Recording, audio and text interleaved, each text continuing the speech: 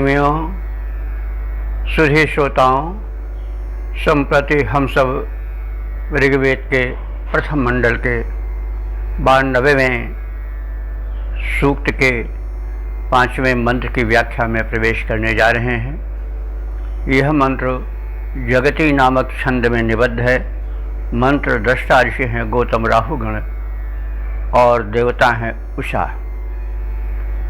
विषय है या शीर्षक है अंधकार हारिणी दीप्तिमती उषा।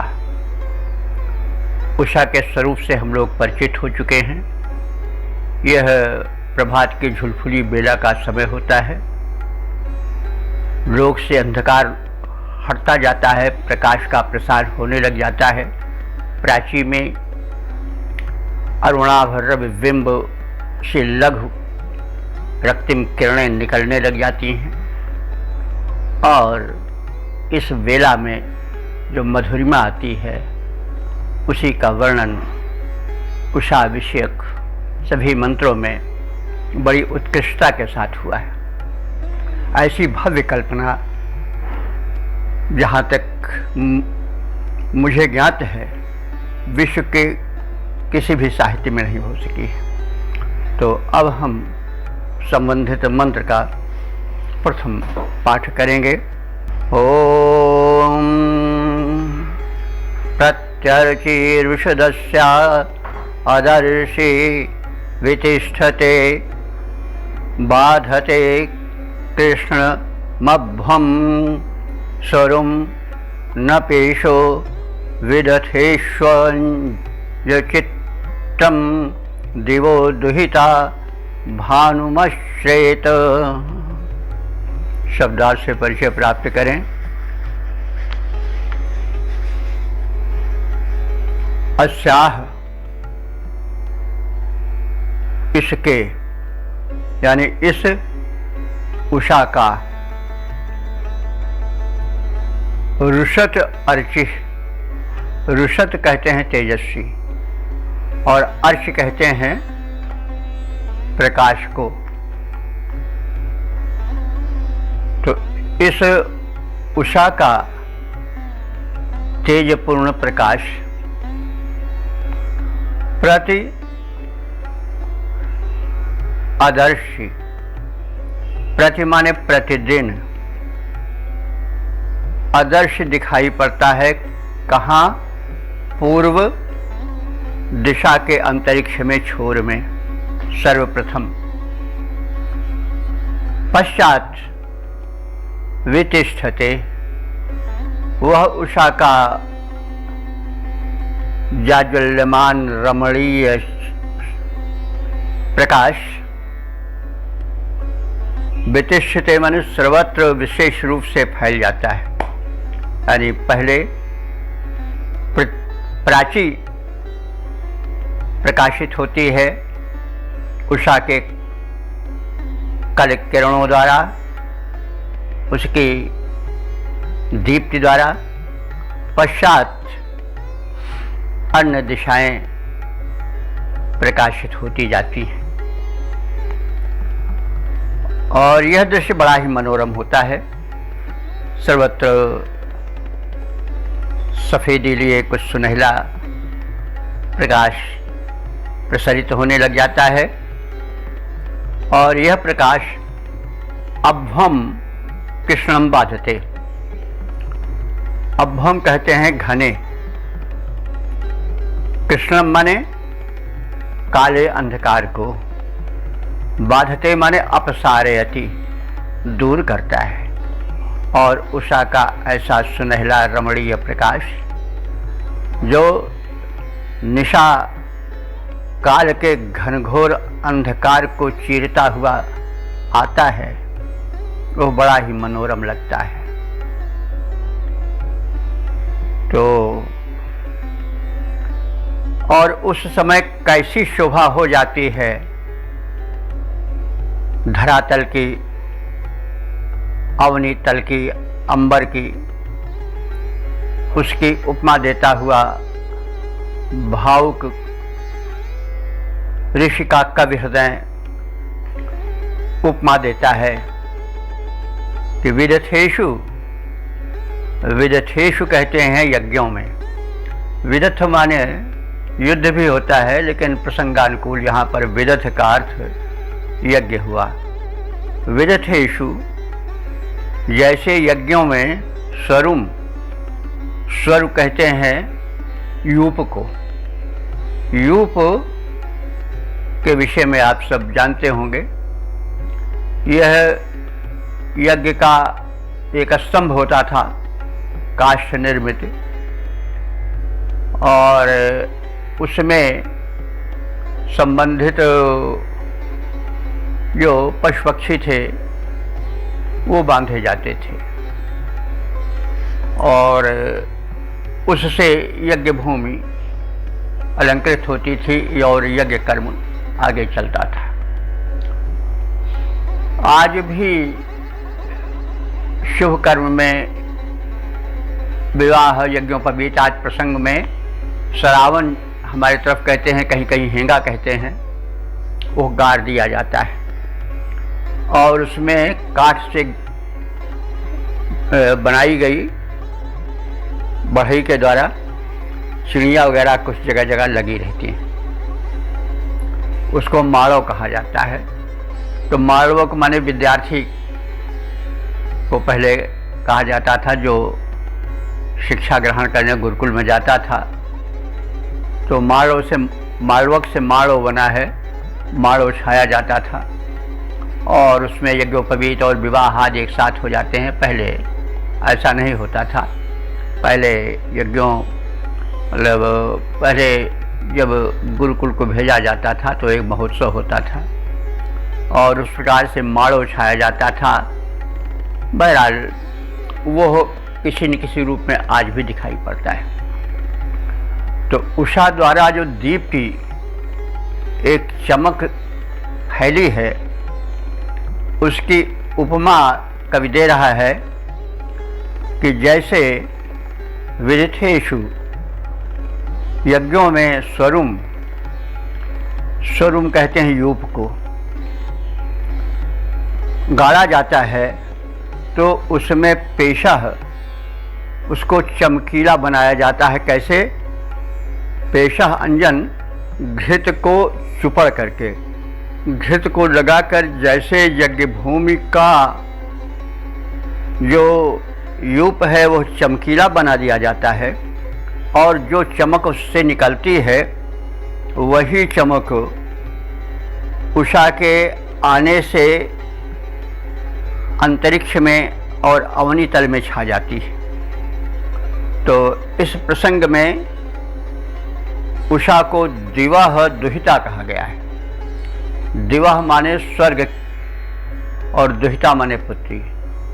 स्वर्ग की पुत्री उषा आती है और वह अवनी और अंबर को वैसा ही चमकीला बना देती है जैसे कि घृत लेपे जाने पर यूप जो है वह चमकीला दिखाई देने लगता है। तो चित्रम भानुम अश्रेत, और वह चित्रम माने विचित्र, रमणीय, विलक्षण, भानुम माने प्रकाश या किरण, भानु सूर्य को कहते हैं और सूर्य की किरण को भी कहते हैं, और भा से भानु बना है। चमकीलापन किरणों में भी होता है, सूर्य में भी होता है। संस्कृत में जितने शब्द हैं वे सब कोई न कोई अर्थ लिए रहते हैं, निरर्थक नहीं होते हैं। तो उषा का विलक्षण तेज, उसकी विलक्षण किरणें अश्रेत विश्व में फैल जाती हैं और उस समय उषा विलक्षण किरणें, विलक्षण चमक को, विलक्षण दीप्ति को धारण करती दिखाई देती है। तो इस उषा का तेजस्वी प्रकाश प्रतिदिन प्रथम पूर्व दिशा में दिखाई पड़ता है। पश्चात यह प्रकाश चारों ओर शनैः शनैः प्रसरित होने लगता है और इस प्रसरण के फलस्वरूप निशा का घनघोर काला अंधकार दूर होता चला जाता है और उस समय अवनी अंबर तल की शोभा कुछ ऐसी होती है जैसे यज्ञों में गड़े हुए यूप में जब घृत लिप्त किया जाता है, लीपा जाता है, पोता जाता है, तो जैसे वो चमकीला बन जाता है और उससे एक चमक निकलती है, वैसे ही अंधकार से एक चमक निकलती है जो संसार में अवनी और अंबर तल में छा जाती है। तो इस प्रकार से दिवह दुहिता, स्वर्ग की पुत्री उषा धरती पर आती है और चित्रम भानु मश्रेत, और वह विलक्षण दीप्ति से दमक उठती है और अत्यधिक आकर्षक लगने लग जाती है। अब हम संबंधित मंत्र के, जिसके संक्षिप्त भावार्थ और शब्दार्थ से भी हम सब परिचित हुए हैं, उसका छंदोबद्ध प्रारूप भी देख लें। तेज पूर्ण उषा के प्रकाश का विकास खास, तेज पूर्ण उषा के प्रकाश का विकास खास प्राची में प्रत्येक दिन पड़ता दिखाई है। फैल जाता चारों ओर अंतरिक्ष में अथोर और कर देता घोर तम की सफाई है। घृत लिप्त यूप के समान स्निग्ध दीप्ति युक्त आभा उषा मुख में अलौकिक सुहाई है। दुहितादि लोक की विराजमान लोक मध्य बड़ा ही विलक्षण प्रकाश साथ लाई है। उषा बड़ा ही विलक्षण प्रकाश साथ लाई है। ओम ओम। वेद प्रेमियों, सुधी श्रोताओं, संप्रति हम सब ऋग्वेद के प्रथम मंडल के 92वें सूक्त के 6ठे मंत्र की व्याख्या में प्रवेश करने जा रहे हैं। यह मंत्र त्रिष्टुप नामक छंद में निबद्ध है। मंत्र दृष्टा ऋषि गौतम राहुगण है और मंत्र का शीर्षक है कर्म क्षेत्र में जन जन को लगाने वाली उषा की शोभा। अब संबंधित मंत्र का सर्वप्रथम पाठ हो जाए। ओम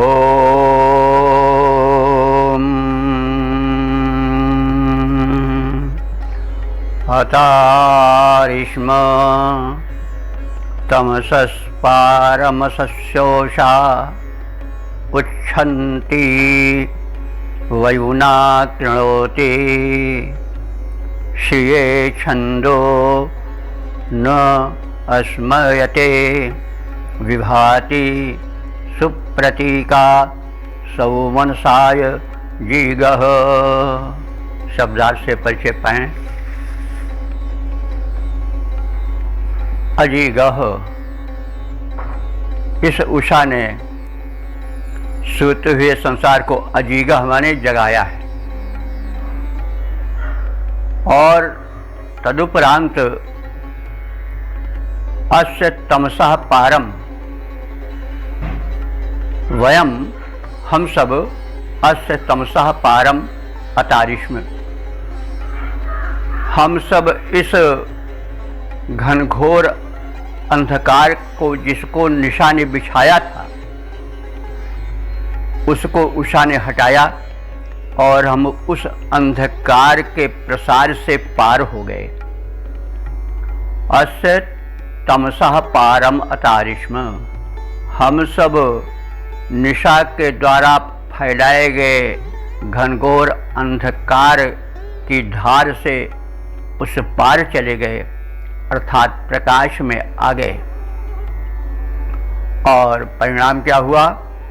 उच्छन्ति, उच्छन्ति माने प्रकाश फैलाती हुई, अंधकार को हटाती हुई।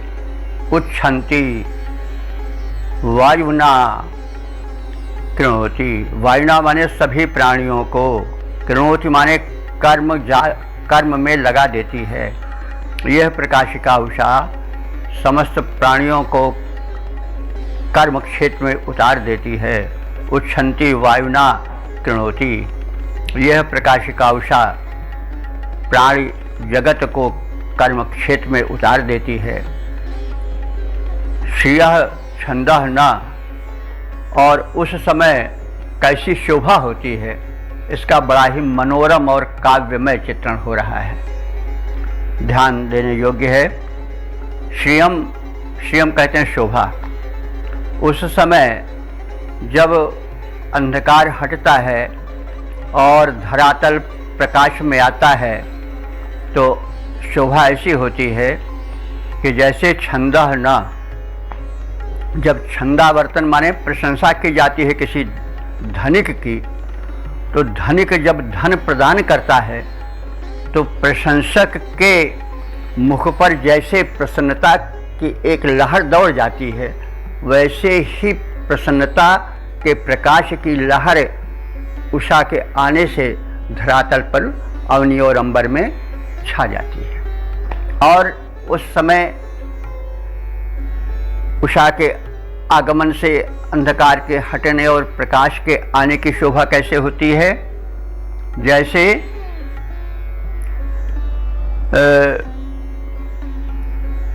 सौमनस्य माने पति को प्रसन्न करने के लिए सुप्रति का सुंदर रमणी स्त्री जब हंसती है, यदा अस्मयते, जब मुस्कराती है, तो जिस प्रकार से पति को प्रसन्न करने की चेष्टा में मधुर मुस्कान से पत्नी का मुखमंडल भर जाता है, तो जो शोभा छिटकती है वही शोभा जो है वह अंधकार के हटते समय उषा के आगमन के कारण धरातल पर, अवनी और अंबर में छा जाती है। तो मतलब कि जो छटा जब किसी धनिक की प्रशंसा करने से धन पा करके उस प्रशंसक के मुख पर धन प्राप्ति जन्य जो मुस्कान और छटा छाती है, और अपने रूठे पति को प्रसन्न करने के लिए जिस समय उसकी प्रियतमा मुस्कराती है, तो जो छटा छा जाती है वही छटा अंधकार को दूर करते समय उषा के द्वारा बिखेरी जाती है। तो हम रात्रि के अंधकार से पार हो चुके होते हैं उषा के आगमन के साथ साथ। प्रकाशिका उषा अपने आगमन के साथ सुप्त संसार को जगाकर कर्म क्षेत्र में उतारती है, और उस समय कुछ शोभा ऐसी होती है अंधकार के दूर होने और प्रकाश के आने के साथ, जैसे किसी धनिक की प्रशंसा से उस धनिक द्वारा जब धनराशि कोई प्रशंसक पाता है तो उस समय जैसे उसका मुखमंडल खिल उठता है, वैसे ही इस जगती तल का, अवनी अंबर का मुखमंडल खिल उठता है। और जैसे पति को प्रसन्न करने के लिए कोई रूपवती रमणी जब मुस्कराती है तो उसके मुस्कराने से जो आभा छिटक उठती है, वही आभा उषा के आगमन पर धरा और आसमान में छा जाती है। और इस प्रकार से अंधकार को मार भगाती है उषा, और हम सबको जगाती हुई आती है, अपूर्व छटा छिटकाती है, जो बड़ी ही मनमोहक आभा बिखेरती जाती है। अब इस मंत्र के भाव का हम पद्य रूपांतरण देखें।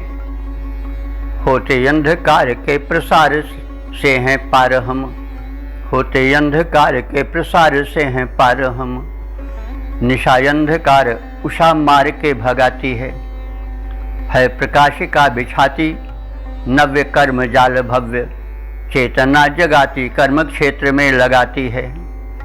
धन पाने पर जैसे मुस्कान आती, और प्रिय को रिझाने प्रियतमा मुस्काती है, मुस्कान वैसी ही बिछाती आती उषा नित्य, भांति लोक लोचनों को ललक लुभाती है, भांति लोक लोचनों को ललक लुभाती है।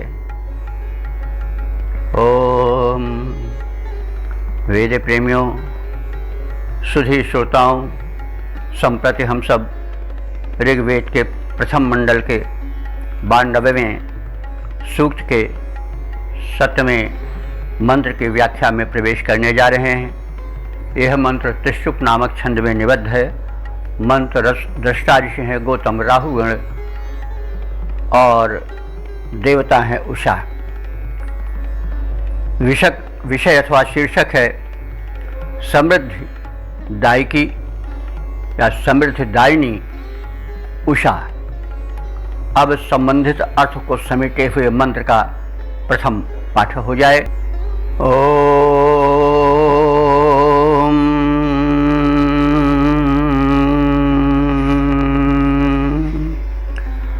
भास्वती नेत्री सुनृतानां दिवः स्तवे दुहिता गोतमेभिः प्रजावतो मृवतो अश्वबुद्ध्यानुषो गो अग्रां उपमासी वाजान।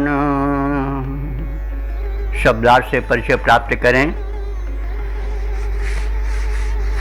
भास्वती यह उषा देवी का विशेषण है।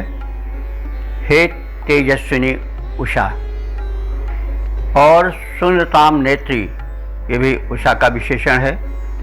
सुनृत कहते हैं सुंदर मीठे वचनों को, नेत्री माने प्रणेत्री, यानी सुंदर मीठे वचनों को और सत्य भाषण को प्रेरित करने वाली उषा।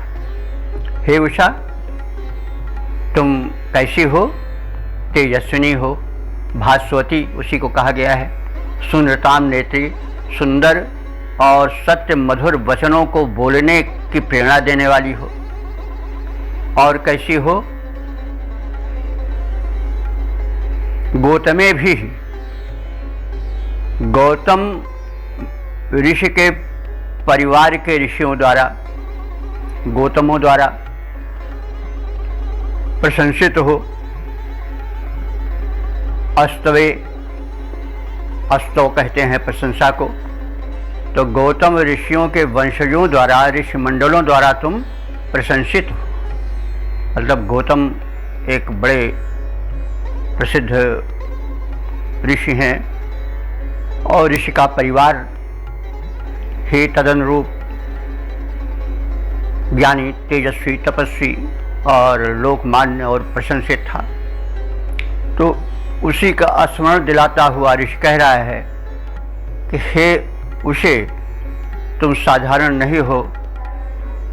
तुम गौतम ऋषि के वंशजों द्वारा विधिवत प्रशंसित हो।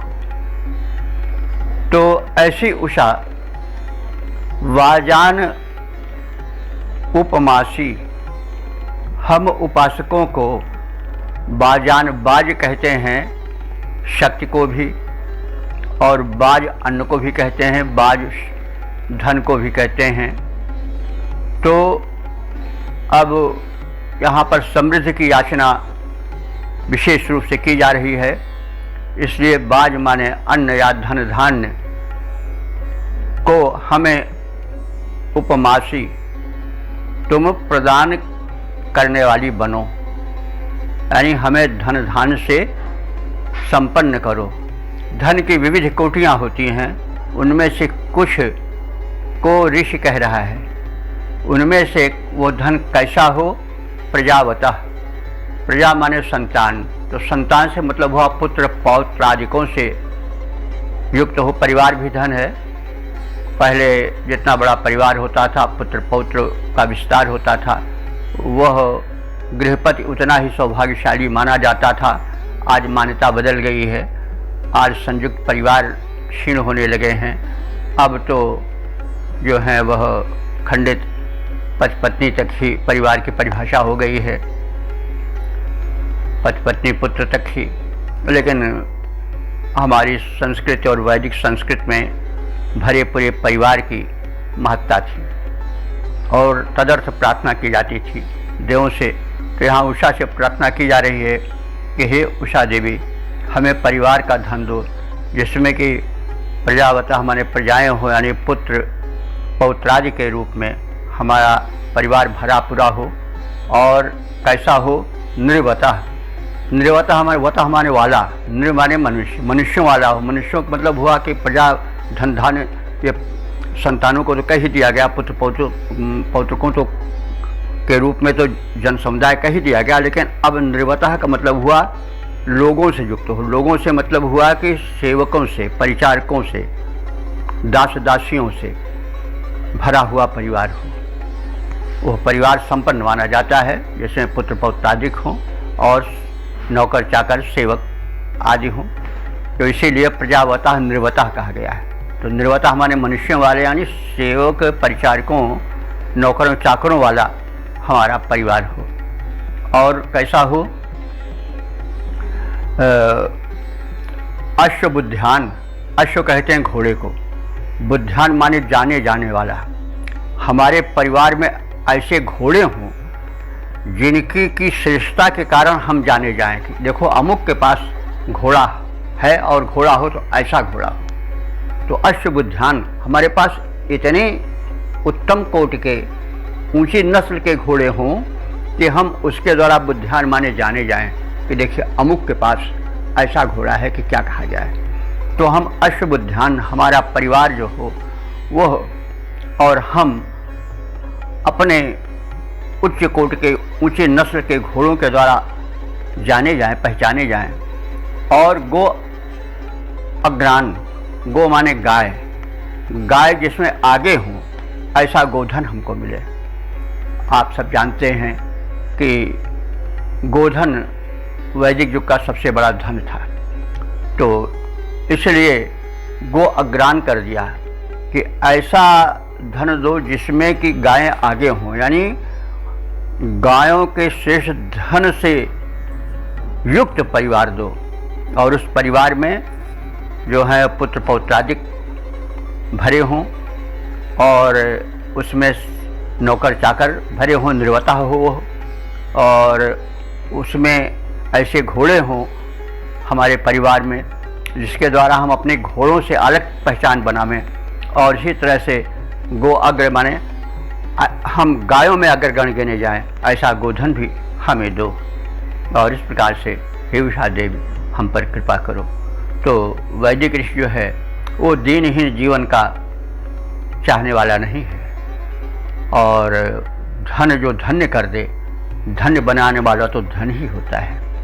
तो संपन्नता बुरी नहीं है, लेकिन आप देखेंगे कि वैदिक जो दृष्टिकोण है वो समृद्धि पूर्ण जीवन चाहता है, लेकिन वो दान युक्त जीवन हो, इसको आप देखते रहे हैं। इसलिए हम समृद्ध हों, बढ़े चढ़े हों, हम अपने धन दौलत में समृद्धि में जाने जाएं चारों ओर, लेकिन साथ ही साथ हमारा जीवन जो हो वो लोकोपकार में लगा हो। तो ये तो हमने कह दिया, इसलिए थोड़ा जोड़ दिया कि आज का धन की तृष्णा बहुत ज़्यादा है, तो कहीं उस धन तृष्णा में हम दूसरा पक्ष न भूल जाएं। तो इसलिए इस मंत्र में उषा की प्रशंसा की गई और कहा गया कि दीप्तिमती और सत्य भाषण की प्रेरिका, द्विलोक की दुहिता उषा देवी गौतम ऋषियों द्वारा प्रशंसित है। और ऐसी हे प्रशंसिता उषा देवी, तुम हम उपासकों को वीर पुत्र पौत्रों से संपन्न करो। हमारे परिवार में विपुल गोधन हो, वाज्य धन हो एवं अन्य धन धान भी परिपूरित हों। इस प्रकार से भरा पूरा धन धान से समृद्ध जीवन और परिवार हमें प्रदान करो। तो अब इसका हम छंदोबद्ध प्रारूप भी देख लें। उषा दीप्ति मति ज्योति जाल वाहिका हो देवी, उषा दीप्ति मति ज्योति जाल वाहिका हो देवी, सत्य बोलने की प्रेरणाएं पहुँचाती हो। स्वर्ग पुत्र के तुम्हारी कीर्ति गाते गौतम हैं, सुयश श्रवण कर अति सुख पाती हो। उषा देवी धन धन पुत्रों को प्रदान करो, हो समर्थ सेवकों को समृद्ध बनाती हो। गोधन के साथ अश्वधन, धन धान्य अन्य हमको प्रदान करो, दानी जानी जाती हो। हमको प्रदान करो, दानी जानी जाती हो। ओम। वेद प्रेमियों, सुधी श्रोताओं, संप्रति हम सब ऋग्वेद के प्रथम मंडल के 92वें सूक्त के 8वें मंत्र की व्याख्या में प्रवेश करने जा रहे हैं। यह मंत्र त्रिशुक नामक छंद में निबद्ध है। मंत्र दृष्टा ऋषि हैं गौतम राहुगण और देवता हैं उषा, तथा इस मंत्र का शीर्षक है उषा सुखी पुत्र परिवार और समृद्धि प्रदान करे। अब संबंधित भाव को वहन करने वाले मंत्र का प्रथम पाठ हो जाए। ओम।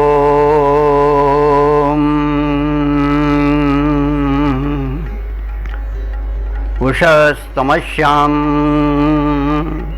यशसं सुवीरं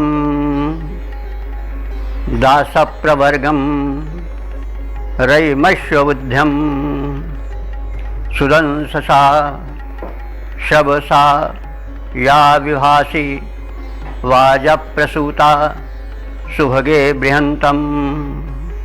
शब्दार्थ से परिचय प्राप्त करें। उषा, हे उषा देवी, ते यशसं सुवीरम, हमें यश दो। यशसम, यश को प्रदान करो, और ते सुवीरम, उन वीर संतानों को भी प्रदान करो। लगभग पिछले मंत्र के ही आशय को यहाँ दोहराया जा रहा है। और भरे पूरे परिवार की, नौकरों चाकरों से युक्त परिवार की, धन धान से समृद्ध परिवार की कांक्षा की जा रही है। यहाँ भी तो उषा से प्रार्थना की जा रही है कि हे उषा देवी, तुम हमको यशस्वी पुत्र दो और दास प्रवर्ग, दासों का समूह दो, नौकरों चाकरों को दो।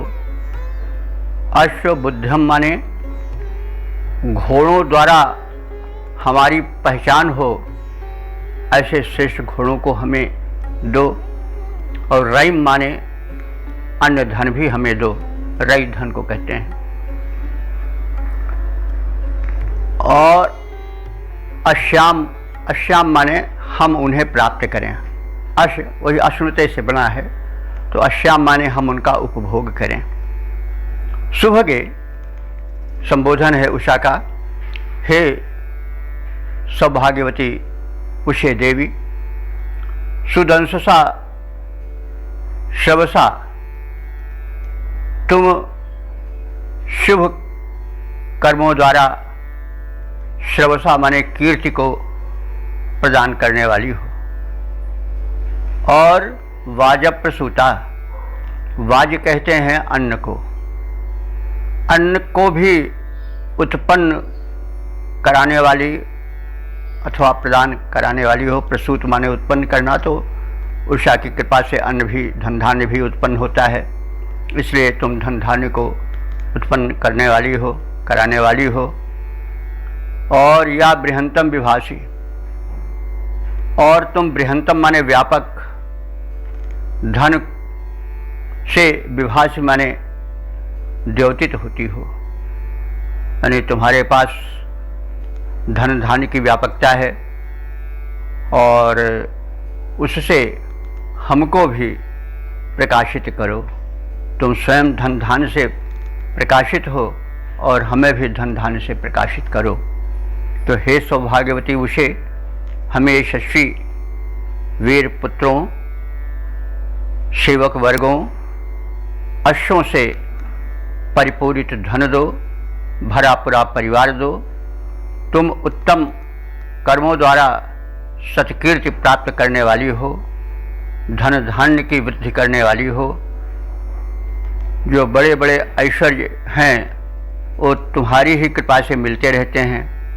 हमको भी उन समस्त ऐश्वर्यों से समृद्ध बनाओ, उन्हें हमें प्राप्त कराओ। तो अब संबंधित मंत्र के पद्य रूपांतरण को देख लिया जाए। उषा देवी दानी जानी जाती हो महान तुम, हमें धन धान्य परिपूरित कराइए। पुत्र रण बांकुरे सुवीर रण धीर मिले, पुत्र रण बांकुरे सुवीर रण धीर मिले। साथ साथ वीर साथ साथ वीर वर पुत्रों को बढ़ाइए। सेवा पटु वाज्ञाकारी सेवक सुजान मिले, सेवा पटु वाज्ञाकारी सेवक सुजान मिले। अशुधन धान्य पूर्ण जीवन बनाइए। धन धान्य दात्री और शुभ कर्म कर्त्री देवी, अनुदान हमको प्रदान कर जाइए, अनुदान हमको प्रदान कर जाइए। ओम ओम। वेद प्रेमियों, सुधी श्रोताओं, संप्रति हम सब ऋग्वेद के प्रथम मंडल के 92वें सूक्त के 9वें मंत्र की व्याख्या में प्रवेश करने जा रहे हैं। यह मंत्र त्रिशुभ नामक छंद में निबद्ध है। मंत्र दृष्टा ऋषि गौतम राहुगण हैं, देवता उषा हैं और मंत्र का विषय अथवा शीर्षक है लोक में नव चेतना और कर्मठता लाने वाली प्रशंसिता उषा देवी। अब संबंधित मंत्र का प्रथम पाठ हो जाए। ओम विश्वानि देवी भुवनाभिचक्षा प्रतीचि चक्षुरुर्व्या विभाति। विश्वं जीवं चरसे बोधयन्ति, विश्वस्य वाच मविदन्मनायोः। शब्दार्थ से परिचय प्राप्त करें। देवी, हे उषा देवी, विश्वानि भुवनानि, विश्वानि माने संपूर्ण, भुवनानि भुवनों को, अभिचक्ष, अभिचक्ष माने देख करके, समस्त भुवनों को देख करके। प्रतीचीम चक्षु उर्विया, प्रतीचीम कहते हैं पश्चिम दिशा को, प्राची कहते हैं पूर्व को और प्रतीची कहते हैं पश्चिम को। तो पहले उषा प्राची दिशा में प्रकट होती है और पश्चात फिर वह अन्य दिशाओं में अपने नेत्र फैलाती है, उसका प्रसार होता है। यही बात कही जा रही है। हे देवी उषा, तुम पहले प्राची में प्रकट होती हो और संपूर्ण भुवनों को प्रकाशित करती हो, उस पर अपनी दृष्टि डालती हो और तत्पश्चात तुम प्रतीचीम, प्रतीचीम माने पश्चिम दिशा को चक्षु अपने दृष्टि डालती हो और उर्विया विभाति, उर्वी कहते हैं विशाल को, विस्तार को। इसीलिए उर्वी पृथ्वी को भी कहा जाता है क्योंकि वो विस्तृत बहुत है, जिस ओर चले जाओ कुछ और छोड़ चलता ही नहीं। तो उर्वी कहते हैं विस्तृत को। तो यहाँ पर विशेषण रूप में उर्वी आया है और संज्ञा रूप में होता है तो पृथ्वी के लिए उर्वी प्रयुक्त होता है।